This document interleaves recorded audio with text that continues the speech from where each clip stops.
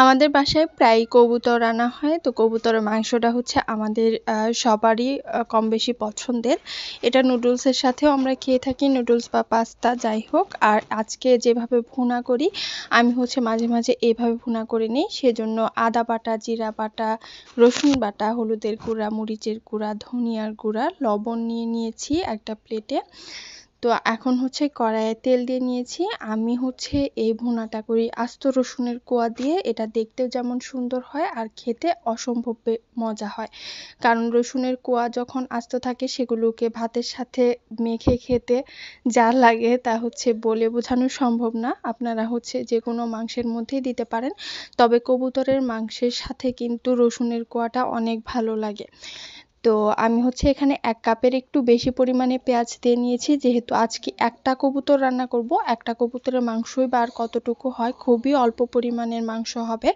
তো যাতে গ্রেভিটা অনেক ভালো হয়, গ্রেভি দিয়েই ভাত খাওয়া যায়, সেই জন্য হচ্ছে অনেকগুলো পেঁয়াজ দিয়েছি। আর যত রকমের মশলা আমি একটা প্লেটে রেখেছিলাম, সবগুলো হালকা একটু পানি দিয়ে এখানে কষিয়ে নিচ্ছি।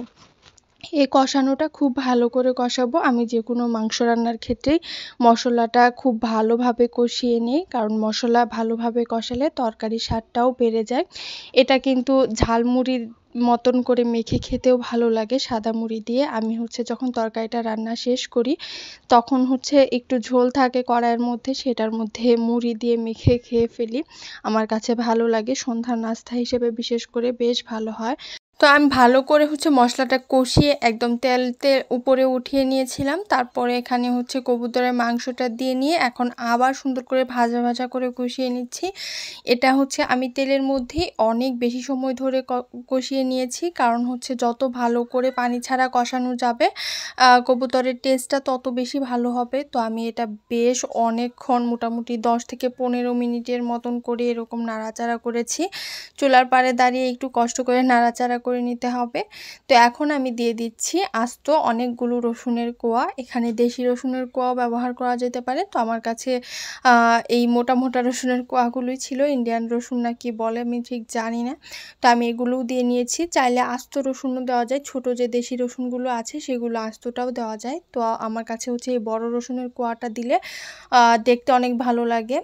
তো এখন হচ্ছে আমি কষানোর জন্য অল্প পরিমাণে পানি দিয়ে নিলাম। এটা হচ্ছে জাস্ট হচ্ছে কষাবো। এতক্ষণ তো আমি হচ্ছে এমনি তেলের মধ্যে ভাজা ভাজা করেছিলাম। এখন এটাকে হচ্ছে হালকা একটু ঢেকে দিয়ে একদম তেল যখন এরকম উপরে উঠে আসবে, লাল লাল একটা কালার আসবে, ঠিক ওই পর্যায়ে আবার ঢাকনা খুলে আরও কিছুক্ষণ নাড়াচাড়া করে আরও এই তেলের মধ্যে আবার কিছুক্ষণ ভেজে নিব। এটাকে যত ভালো করে কষানো হবে, একদম শুরু থেকে আমি একই কথা বলে আসছি যে এটা একদম শুরু থেকেই ভালো করে কষিয়ে কষিয়ে রান্না করতে হবে। তো এখন হচ্ছে আমি ঝোলের পানিটা অ্যাড করে দিলাম। এখানে খুব বেশি পানির দরকার নেই, আমি পরিমাণে যতটুকু লাগে আমি 2 কাপের মতন পানি দিয়েছি।